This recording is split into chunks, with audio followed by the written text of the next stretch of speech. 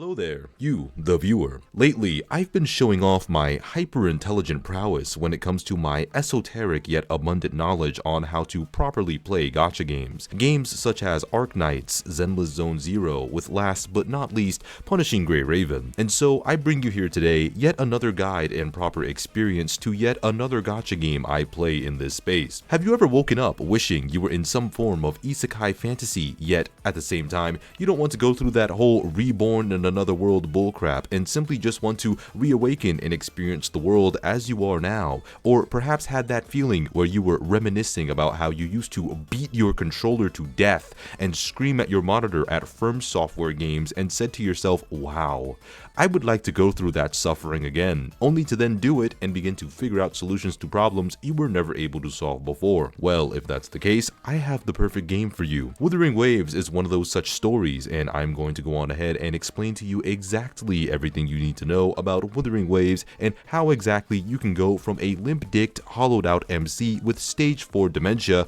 to a gigachad who rizzes up battalions harder than a young Ezio speaking to women in a brothel. You will be known as the Rover, so strap in, because this is going to be a long one. We are going to be covering neurodivergent women, emotionally unavailable men, badass enemies whose intelligence amounts to a rousing 0.2 GPA, and our Queen Alpha being reduced to a marketable plushie. To start things off, you will be presumably having a schizophrenic meltdown as you envision yourself somewhere deep in the universe interacting with God. Who would have thought the god you would be interacting with would end up being Lucia? No matter who you are, you quite literally cannot escape the fact that Lucia will always be there to say, "Commandant, I think I threw up." And thus, you will be thrusted back into reality as you will experience this sort of out-of-body Kingdom Hearts styled water sequence. She must have given you the same hallucinogenic drugs Sora, Riku, and Kairi were on. No matter what they say, I'm sure someone sold something to these 11-year-old children. Anyways, you awake with a gun thrust in your face. You awake with large breasts greeting you as you gain consciousness in this peculiar world. Now, as the world may seem a little foreign and abnormal to you, everything does seem a little bit nostalgic but also familiar. The dialogue here doesn't really matter, so just remember, autistic cannot catch certain social cues, and attention deficit hyperactivity disorder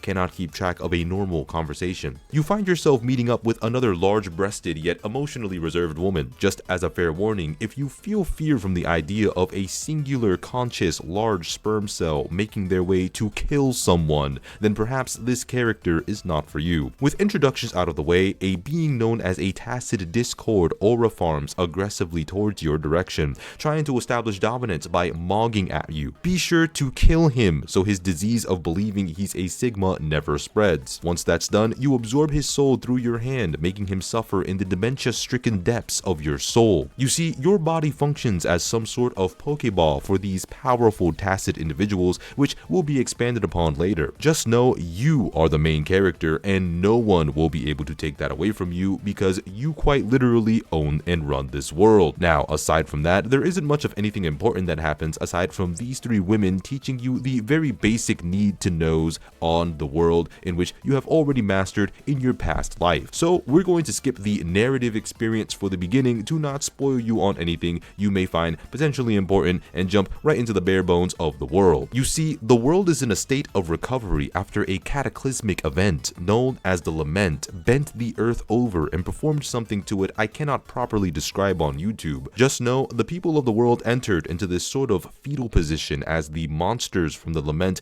proceeded to beat them harder than a loving family with an alcoholic father. After many such beatings, humanity decided to stand up and suddenly gain the power of sensing sound waves in the air and resonating with them. The Lament changed the natural laws of the world to allow this to happen.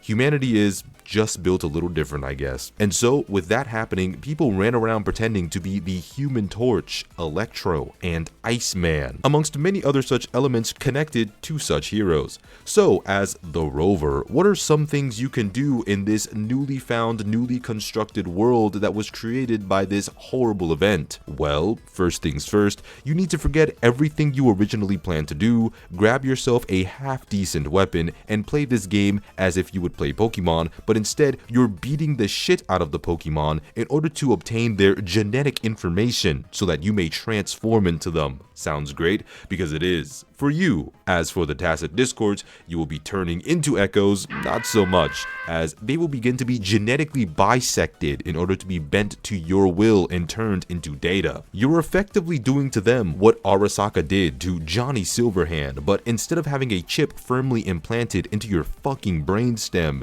you'll be placing their data inside of an overglorified, oversized anal bead known as a gourd. Now that you've slaughtered tens of thousands of tacits and turned them into your own personal echo toys, now it's time.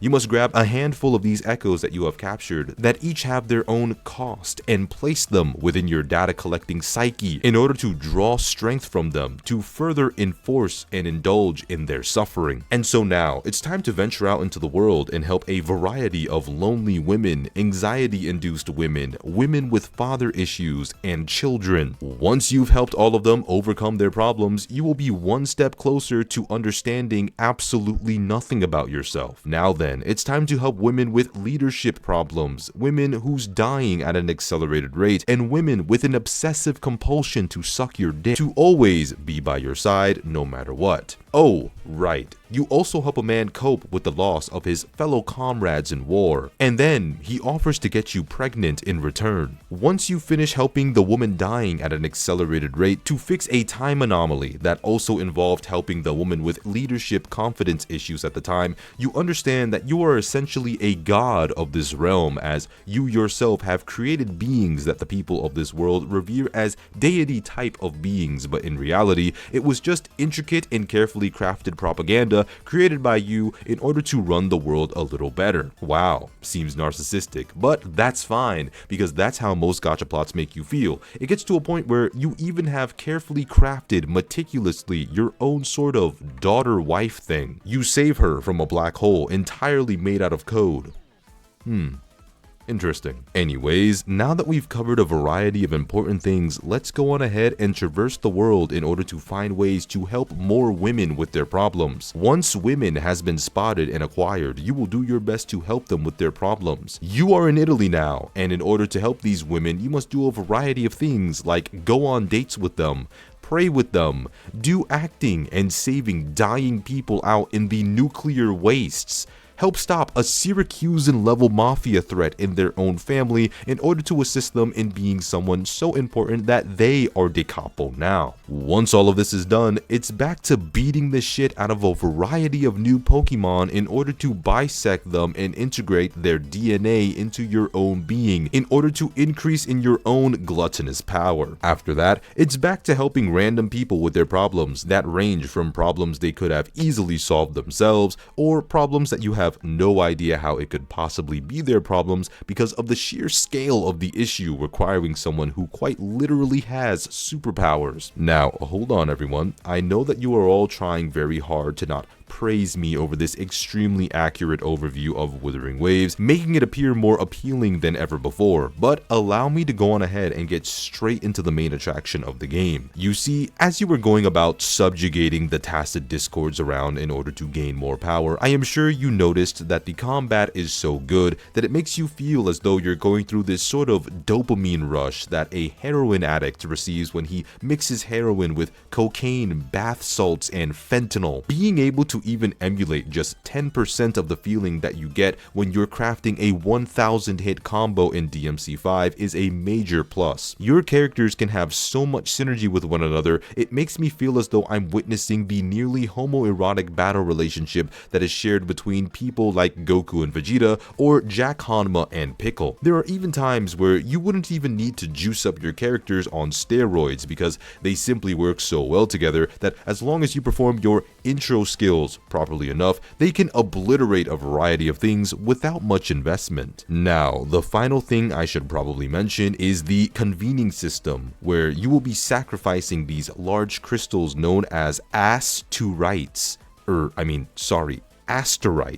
order to gain these characters. It's still a gacha game, and unfortunately, because of Hoyoverse, 50-50 is indeed a thing, but only for the characters. As for the weapons, you will be guaranteed whatever weapon it is you are trying to get, which makes causing mass slaughter and panic amongst the tacit discords in the world that much more exciting. But anyways, that's all I really wanted to talk about when it came to Wuthering Waves.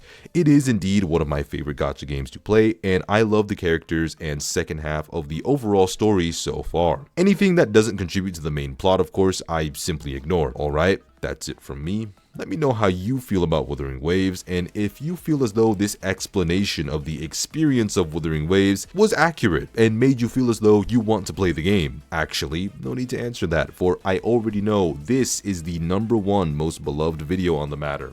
Do not let the likes and views fool you. Anyways, jokes aside, I obviously love you guys, thank you for your support, and I want you all to take care, and peace.